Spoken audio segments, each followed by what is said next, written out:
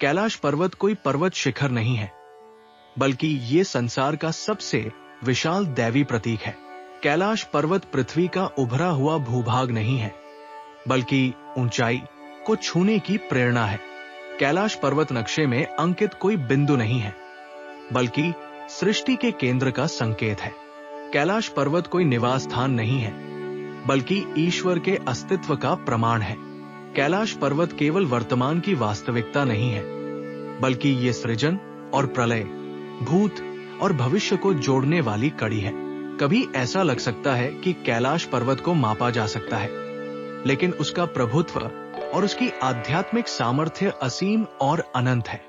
प्राप्त करने और ऐसा करने की बात तो दूर है, कैलाश पर्वत को पूर्णता में न जाना जा सकता है, न समझा जा सकता है, न सोचा जा सकता है और न ही पूरी तरह अनुभव किया जा सकता है। कैलाश पर्वत कोई पर्वत शिखर नहीं है, वो तो महादेव के अस्तित्व की सजीव साक्षी है। लिंग शिव का प्रतीकात्मक स्वरूप है, उसकी पूजा की जाती है, उस पर चढ़ा नहीं जाता। लिंग में शिव का वास होता है और पृथ्वी पर स्थित सबसे विशाल लिंग कैलाश पर्वत है। कैलाश पर्वत की पूजा की जाती है, जिस भी रूप में संभव हो उसी रूप में उसका अभिषेक किया जाता है। फूल और अन्य सुगंधित द्रव्य अर्पित किए जाते हैं। उसके सामने दीप प्रज्वलित कर मन में आरती का भाव जगाया जाता है। उसके अस्तित्व में शिव की भव्यता और उनके विस्तार का अनुभव किया जाता है।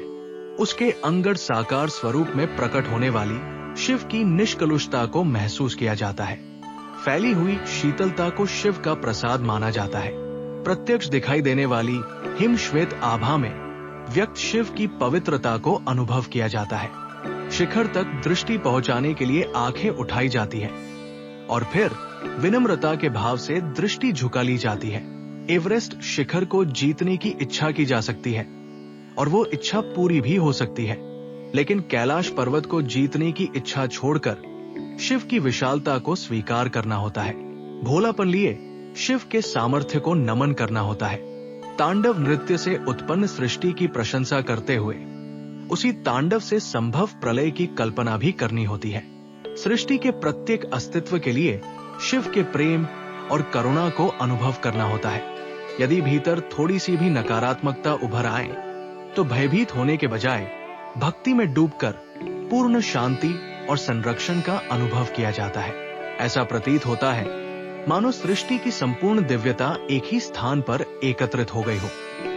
इन सब के साथ कैलाश पर्वत के सामने खड़े होकर हृदय के भीतर महादेव के अस्तित्व की अनुभूति की जाती है। शिव महिम्न स्तोत्र में कहा गया है कि प्रत्येक व्यक्ति अपनी रुचि के अनुसार अलग अलग मार्ग अपनाता है। इसी तर्क को आगे बढ़ाए तो कहा जा सकता है कि किसी को कैलाश पर्वत शिखर के रूप में दिखाई देता है तो किसी को वो महादेव के अस्तित्व का प्रमाण लगता है। लेकिन जब दोनों अपने अपने भाव के अनुसार आचरण करते हैं तभी सत्य प्रकट होता है। जिन लोगों ने कैलाश पर्वत को एक शिखर मानकर उस पर चढ़ने का प्रयास किया वे सभी असफल रहे, जबकि जिन्होंने श्रद्धा के साथ कैलाश पर्वत को महादेव के अस्तित्व की साक्षी माना उन्हें वैसा ही अनुभव भी हुआ। इतिहास में दोनों घटनाएं दर्ज है। यहाँ विजय भौतिकतावादी की नहीं, श्रद्धावान की हुई है। वैसे भी संपूर्ण सृष्टि श्रद्धा पर ही आधारित है। जब भी कैलाश पर्वत की चर्चा होती है तब रावण की कथा स्मरण हो आती है। रावण ने कैलाश पर्वत को उठाने का प्रयास किया था। इस आधार पर कुछ लोग ये तर्क देते हैं कि कैलाश पर्वत एक भौतिक शिखर है, लेकिन ये घटना वास्तविक से अधिक प्रतीकात्मक प्रतीत होती है। कैलाश पर्वत जैसे विशाल शिखर को उठाने के लिए केवल शक्ति नहीं, बल्कि अत्यधिक विशाल शरीर की भी आवश्यकता होती है।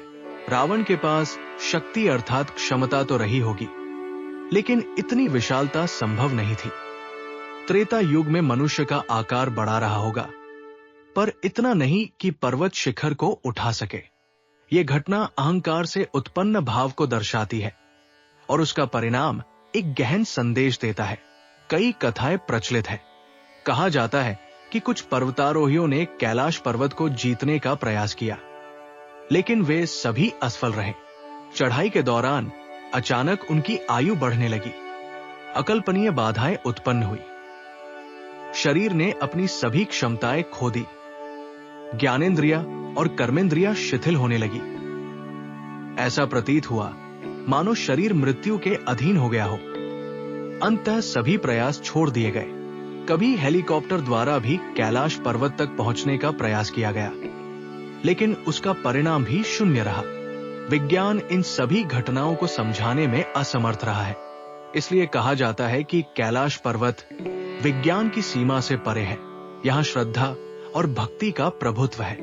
यहाँ विश्वास और समर्पण का स्थान सर्वोपरि है। ये विश्व चेतना और जीवात्मा के मिलन का केंद्र है। ये अनंत और उसके अंश के मिलन की संभावना को साकार करता है। कैलाश पर्वत शिव के साथ साथ शक्ति का भी केंद्र है। जो कैलाश पर्वत को अनुभव करता है वो शिव शक्ति को अनुभव करता है। जो कैलाश पर्वत को स्वीकार करता है वो सृष्टि के सृजन और संतुलन को स्वीकार करता है। जो कैलाश पर्वत के सामने नतमस्तक होता है वो सृष्टि के परम तत्व के आगे स्वयं को समर्पित करता है। जिसे कैलाश पर्वत में शिव के दर्शन होते हैं उसे संसार के प्रत्येक कण और प्रत्येक अणु में शिव और शक्ति का अस्तित्व दिखाई देता है। यही आध्यात्म की परम अवस्था है। समझ नहीं आता कि पृथ्वी कैलाश पर्वत पर टिकी है या कैलाश पर्वत पृथ्वी को थामे हुए है।